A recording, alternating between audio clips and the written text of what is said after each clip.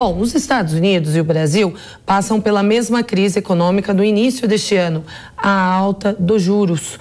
E após a reunião do Federal Reserve ao final de 2022, a taxa de juros norte-americana aumentou 0,75%, enquanto no Brasil, segundo levantamentos, o país conta com a maior taxa de juros do mundo quando descontamos a inflação. Mas por que a tarifa vem aumentando tanto? Quem vai nos responder essa e outras questões e explicar o cenário dos dois países é Ricardo Aragon, educador financeiro e diretor de produtos da Matriz Capital. Ricardo, boa tarde para você. Boa tarde, Kalina, tudo bem? Eu tô joia, muito obrigada. Bom, Ricardo, a alta taxa de juros do Brasil tem sido alvo de críticas constantes, né, do presidente Lula. Inclusive, por causa disso, ele chega a questionar a autonomia do Banco Central, já discutimos isso aqui no Fast News mais cedo. No atual cenário do Brasil, Ricardo, é possível baixar essa taxa de juros?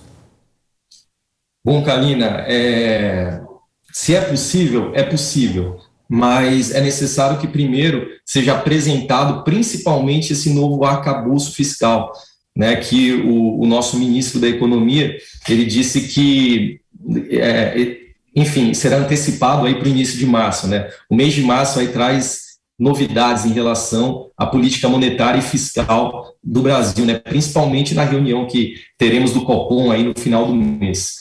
É possível, porém, né, os gastos públicos, o direcionamento, né, hoje da nossa política monetária mostra que a inflação ela está avançando, né, e uma vez que essa inflação ela está avançando, ela denota, né, que a política de juros ela precisa apertar um pouco mais para que a gente possa conter, né, esse aumento de preço generalizado. E como que funciona, Ricardo, o Federal Reserve lá nos Estados Unidos? Porque o que me lembro, né, é que eles demoraram mais que o Brasil para elevar a taxa de juros diante da alta inflação, não foi? Perfeito. O Brasil ele foi, vamos dizer que o preconizador nessa alta de juros, inclusive essa atitude do Campos Neto, ela foi repetidas vezes muito elogiada pelo Jeremy Powell, né, o chairman do Federal Reserve. O que acontece nos Estados Unidos é um pouco diferente do que aqui no Brasil, porque lá a economia ela está acelerando, né? Lá nos Estados Unidos a gente tem um pleno emprego, né? A gente tem uma taxa de desemprego baixíssima, né? Com um patamar ali que não se via desde 1969, em torno de 3,5%, né? Então, uma vez que os Estados Unidos, né, ele tem a sua economia acelerando, a inflação, né, subindo forte por conta disso, o Federal Reserve, né, através da última ata, acabou, vamos dizer que reverberando ali de que pode aumentar ainda mais, né, porque o último aumento de taxa de juros foi 0,25, e isso não surtiu muito efeito no controle da inflação, uma vez que ela continua subindo, né? Tivemos o CPI aí, né, recentemente dos Estados Unidos, subindo 0,5, que é o índice de preços ali ao consumidor norte-americano. Então isso faz com que, né, o mercado ele tenha essa projeção de que vai durar um pouco mais essa alta nos Estados Unidos e que a próxima reunião ali do Fed pode trazer aí uma surpresa um pouco negativa, um aumento, uma taxa de juros às vezes um pouquinho maior, de 0,25 para 0,5, por exemplo. Diogo Schelp, a sua pergunta. Boa tarde. Existe, né, a expectativa aí por alguns especialistas de que o Fed aumente, né, a taxa de juros, ainda realize aí talvez 3 altas da taxa de juros nos Estados Unidos. De que forma isso impacta a economia brasileira ou a Bolsa brasileira?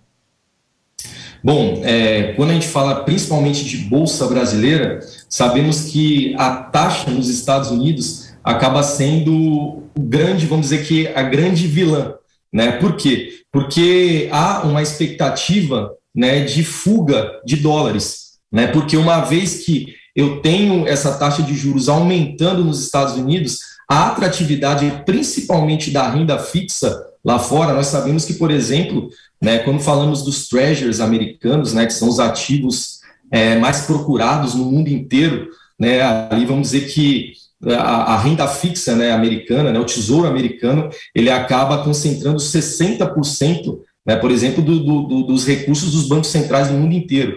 Né? Então, quando há a aversão ao risco, né, quando eu tenho essa projeção de taxa mais elevada nos Estados Unidos, eu tenho, né, vamos dizer que esse direcional, né, do dólar saindo do Brasil e voltando ali para a moeda forte, né, para a economia americana.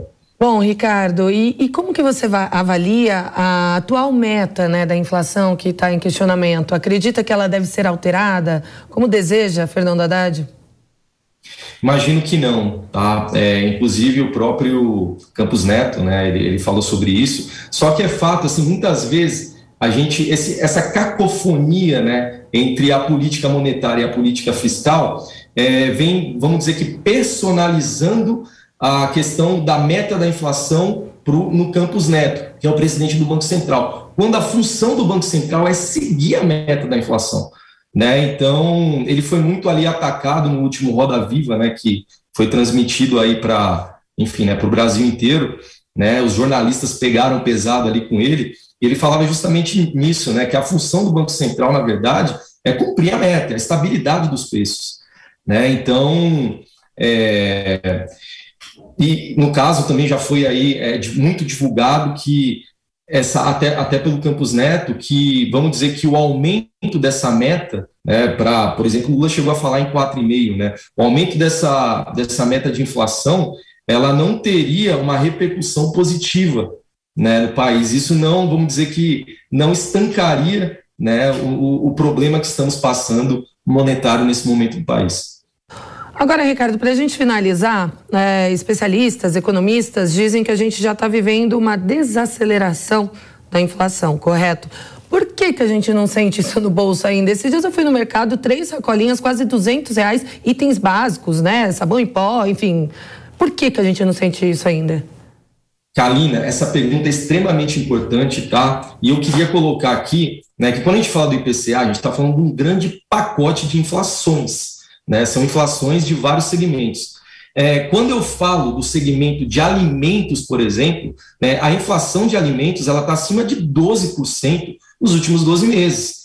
Então, falar, por exemplo, que nós temos o maior juro real no mundo, né, mas quanto que isso é refletido, de fato, quando a gente fala, por exemplo, na inflação que afeta os mais pobres? Né, que é justamente essa inflação da cesta de alimentos, né, na mesa. Por quê? Porque o mais pobre ele direciona a maior parte dos seus recursos para estar comprando esses itens. Quando eu falo, por exemplo, de produtos panificados, quando eu falo de leite e derivados, subiram aproximadamente 20% nos últimos 12 meses. Aí eu pergunto, será que a Selic ela está tão alta assim, como o governo ele vem batendo forte aí em relação a essa política monetária? Então, justamente, né, quando você falou de ir ao supermercado e contemplar esses preços mais altos, né, essa é a inflação real e essa é a inflação que mais afeta o brasileiro.